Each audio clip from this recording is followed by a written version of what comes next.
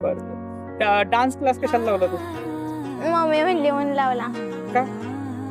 Mummy म्हणली की dance महत्वाचा असतो म्हणून लावायचा. पप्पा काय म्हणतो? पप्पा म्हणते तू कराटे क्लास लाव.